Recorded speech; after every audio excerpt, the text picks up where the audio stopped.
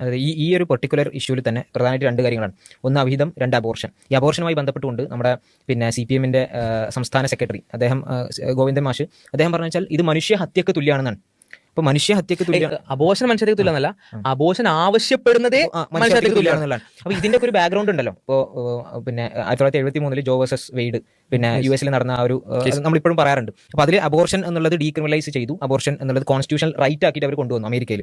പക്ഷേ പിന്നീട് 2022 പിന്നെ നമ്മൾ ഈ ഒരു വിഷയം കാണുന്നുണ്ട്. അത് പിന്നെ ക്രിമിനലൈസ് വീണ്ടും അത് കോൺസ്റ്റിറ്റ്യൂഷണൽ റൈറ്റ് എന്നുള്ളത് മാറ്റി ഓരോ സ്റ്റേറ്റിനും അമേരിക്കയിലെ ഓരോ സ്റ്റേറ്റിനും അവർക്ക് ഇഷ്ടമുള്ള രീതിയിൽ സ്വീകരിക്കാം എന്നുള്ളതുമായി ബന്ധപ്പെട്ടുകൊണ്ട് അപ്പൊ അവിടെയൊക്കെ എന്ന് വെച്ച് കഴിഞ്ഞാൽ ഒരു പുരോഗമനപരമായിട്ടുള്ള ആശയം എന്നുള്ള നിലക്ക് ഇതിനെയൊക്കെ സ്വീകരിച്ചിരുന്ന ആളുകളാണ് ഇപ്പോൾ നമ്മളിവിടെ നമ്മുടെ നാട്ടിൽ കാണുന്ന ഇടതുപക്ഷം എന്നുള്ളത്.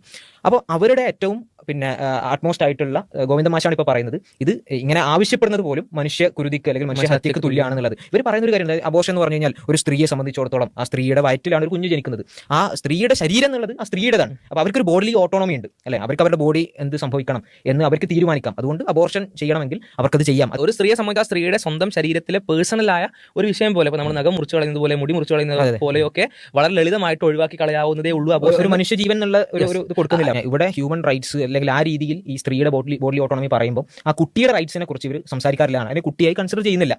അതൊരു രക്തക്കട്ടയാണ് അല്ലെങ്കിൽ ഈ പറഞ്ഞ പോലെ ഒരു സിസ്റ്റ് മാത്രമാണ്. അതിനപ്പുറം അതിന് എന്തെങ്കിലും ഒരു മനുഷ്യജീവനെ നമ്മൾ കൊടുക്കുന്ന ഒരു ഡിഗ്നിറ്റി അതിന് കൊടുക്കേണ്ടതില്ല, അല്ലെങ്കിൽ ഒരു റൈറ്റ് അതിനില്ല എന്നുള്ള നിലക്കാണ് ഇവർ പലപ്പോഴും പറയാറുള്ളത്. അപ്പോൾ അതേ ആളുകളാണ് ഇന്നിപ്പോൾ ഈ ഒരു വിഷയം വന്ന സമയത്ത് രാഷ്ട്രീയമായി അപ്പുറത്തൊരു ചേരിയിലാണ് എന്നുള്ളത് കൊണ്ട് അവർ പറഞ്ഞു കൊണ്ടിരുന്ന ഈ പുരോഗമനപരമായിട്ടുള്ള സോക്കോൾഡ് ആശയങ്ങളെയൊക്കെ മാറ്റിവെച്ച് മനുഷ്യന്റെ ഒരു നാച്ചുറൽ പൊസിഷനിലേക്ക് എത്തുന്നു മനസ്സിലാക്കുന്നത്. അപ്പോൾ ഒരു ഹിപ്പോക്രസിക്ക് വേണ്ടി ഒരു പുതിയ പൊസിഷൻ സ്വീകരിക്കല്ല, ഇത് ഉള്ളിൽ നിന്ന് വരുന്ന സാധനമാണ്. അതാണ് നമ്മൾ ബേസിക്കലി മനസ്സിലാക്കുക. പക്ഷേ ഇതിനെതിരെ ഇത് അങ്ങനെ അല്ല എന്ന് പറഞ്ഞുകൊണ്ട് ഇപ്പോൾ നമ്മുടെ കേരള സർക്കാരിന്റെ വനിതാ ശിശുക്ഷേമ വകുപ്പിന്റെ ഒരു പോസ്റ്റ് ഉണ്ട്, മുമ്പ് ഇറക്കിയ ഒരു പോസ്റ്റ് ഉണ്ട്. ആ പോസ്റ്റിൽ പറയുന്നത് വെച്ച് കഴിഞ്ഞാൽ ഒരു അമ്മയാകണോ, നിങ്ങൾക്ക് അമ്മയാകണോ, എന്നിട്ട് ആക്സെപ്റ്റ് ഡിനൈ, അതായത് നിങ്ങൾക്ക് സ്വീകരിക്കാം, ഒരു അമ്മ ചോയ്സ് ആണ്. അപ്പം ഈ കുട്ടിയെ കൊല്ലണോ എന്നുള്ളത്, അബോർഷൻ ചെയ്യണം എന്നുള്ളത് ചോയ്സ് ആണ്.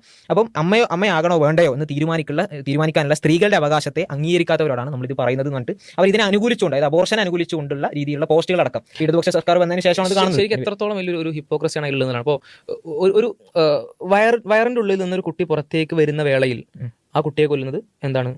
തെറ്റാണ്. അത് ഹത്യയാണ്, അല്ലെങ്കിൽ കൊലപാതകമാണ്, വലിയ തെറ്റാണ്. നമ്മളെ സംബന്ധിച്ച് പിഞ്ചു കുഞ്ഞിനെ അരുകൊല ചെയ്തു എന്നൊക്കെ പറഞ്ഞിട്ട് ഭയങ്കര സംഭവമായിട്ട് പ്രചരിപ്പിക്കും. എന്നാൽ അതിന് തൊട്ട് മുമ്പ് ഇത് ആലോചിക്കണ്ടോ, വയറിന്റെ ഒരു മറ ഉണ്ടാവുമ്പോൾ അതിനെ കൊല്ലാം, വയറിന്റെ ഒരു മറയുന്നതിനെ പുറത്തേക്ക് എടുത്താൽ അതിനെ കൊല്ലാൻ പാടില്ല. ഒന്ന് എങ്ങനെയാണ് ഒരു കുട്ടിയാകുന്നത്, പിന്നെ എവിടെയാണ് നിങ്ങൾ ഇതിനൊരു ജീവനായിട്ടോ ഒരു മനുഷ്യനായിട്ടോ അംഗീകരിക്കുന്നത്? മൂന്ന് വെച്ചാൽ ആരാണ് ഈ അളവുകൾ തീരുമാനിക്കുന്നത്? ഗ്ലോബലി അക്സെപ്റ്റഡ് ആയിട്ടുള്ള ഒരു വര വരക്കണുള്ളത്. ഒരു കുട്ടി എന്ന് പറഞ്ഞാൽ ആ കുട്ടി ഇങ്ങനെ സൈഗോട്ടായി, എംബ്രിയോ സൈഗോട്ട് ഇങ്ങനെ വളർന്ന് വന്ന് മരണപ്പെടുന്നത് വരെ 60-70 അല്ലെങ്കിൽ എത്ര വയസ്സാണ് മരണം, അത്രയും വരെയുള്ള ലൈഫ് സ്പാൻ ഉണ്ട്. ഈ ലൈഫ് സ്പാനിൽ ഒരു പ്രത്യേക വര വരച്ചിട്ട് ഈ വരയിൽ നിങ്ങൾക്ക് ആ കുട്ടിനെ കൊല്ലാന്ന് പറയുന്ന ആ വര വരക്കാൻ ഗ്ലോബലി അക്സെപ്റ്റഡ് ആയിട്ടുള്ള ലൈൻ ഉണ്ടാക്കാൻ ആർക്കാണ് അധികാരം നൽകിയത്?